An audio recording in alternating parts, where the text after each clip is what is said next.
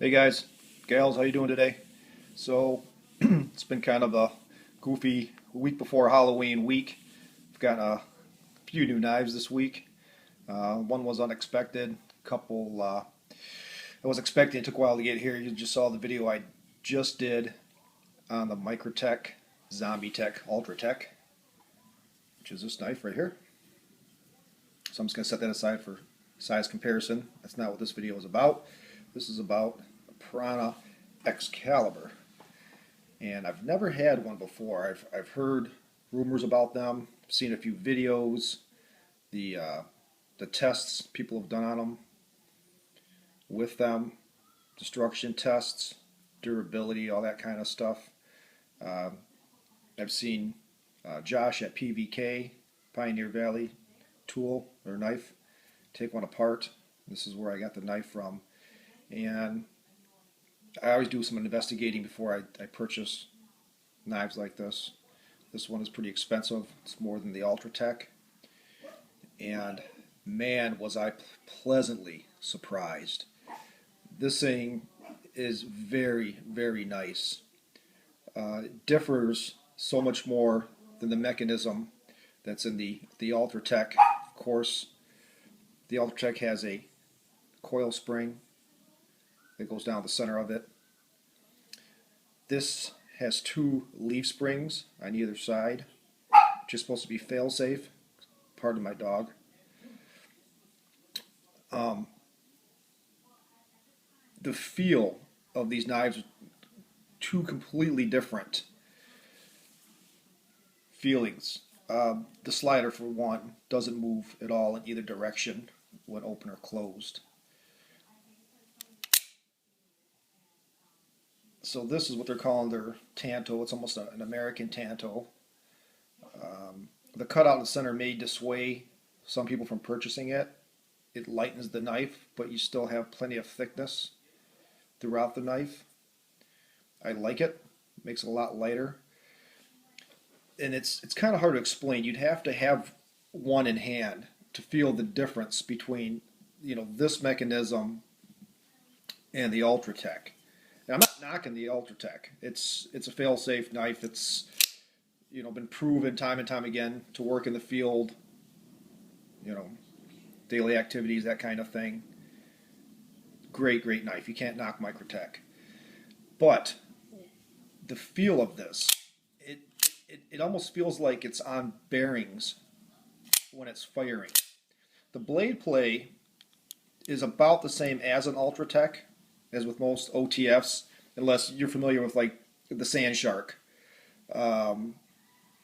which is adjustable if they're still making the knife anymore. That remains to be seen. For me, I personally don't like the design of the knife. I'm not knocking it because it's expensive or anything. It's just not for me.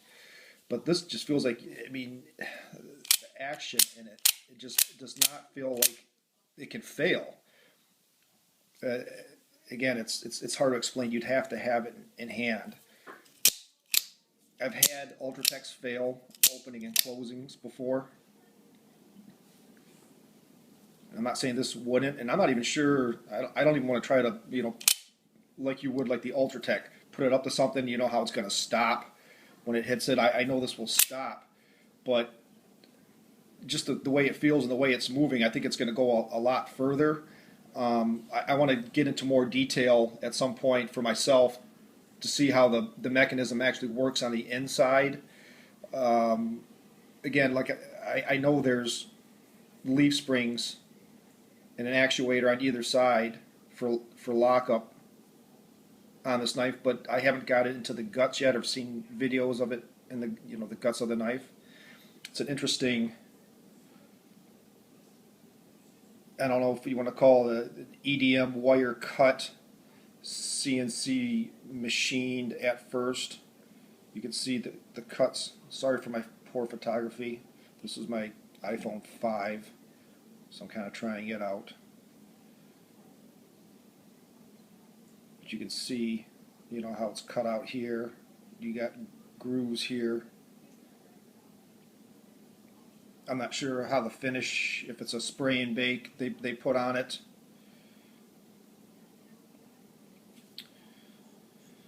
It's sharp. It's not scary sharp. Microtech is sharper. So anyhow, I thought this was kind of interesting too. Been seeing this a lot. If any of you are familiar with Mr. Chris Reeve, boy, that surprisingly looks like a Chris Reeve pocket clip to me, other than it's been colored. Oh, here's another thing about this knife. It almost looks like it's put together in 3 places. You can see the lines there. I'm not sure if this is just machining that line there, or if it's just one piece that comes off on the top. And the purposes of these pins, if you will, I'm guessing they're pins, because I know that the leaf spring sits along here, and then you have 2 tabs that pop up here and pop up there, one for keeping it closed and one for keeping it open, so on either side of the knife. The texture is nice for grip.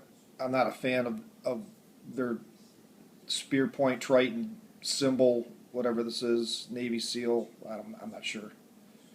Piranha USA, maybe it's a shark. Oh, it's a piranha, yeah, duh. Okay, so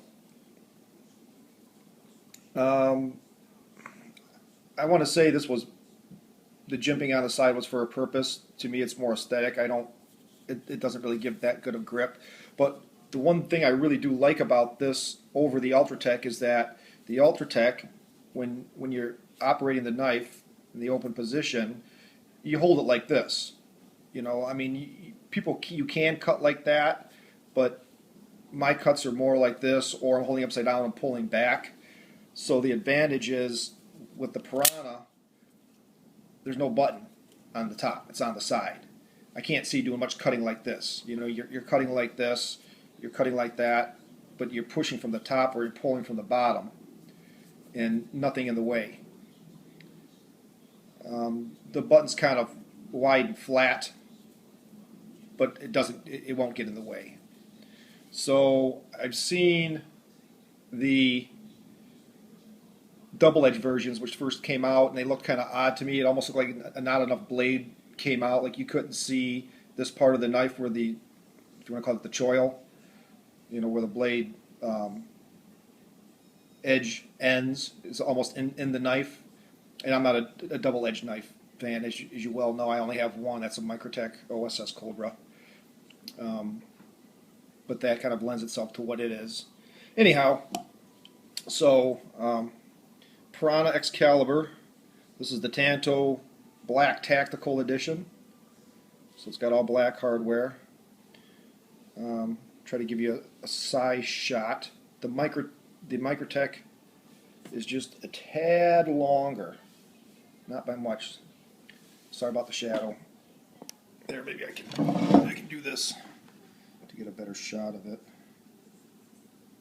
So, okay.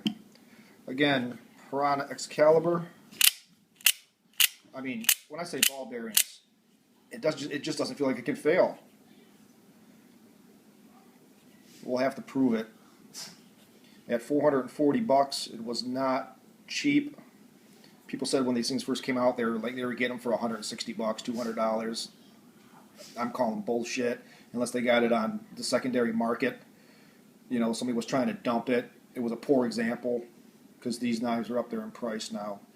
But the way this is cut and made, I'm very happy with it. And it seems to be a hard use OTF. Yeah, a lot of you are going, you don't use OTFs for hard use. I mean daily carry, cutting stuff outside of trying to chop through a piece of cinder block or a tree, you know. But this seems like a very good utility knife. Sheeple friendly, I wouldn't call it that. Michigan is about to change their knife laws. We hope. It's in the books right now. So anyhow, friends, this knife's going on 10 minutes. Hope you enjoyed it. And be safe. I hope your collection is growing. Happy Halloween.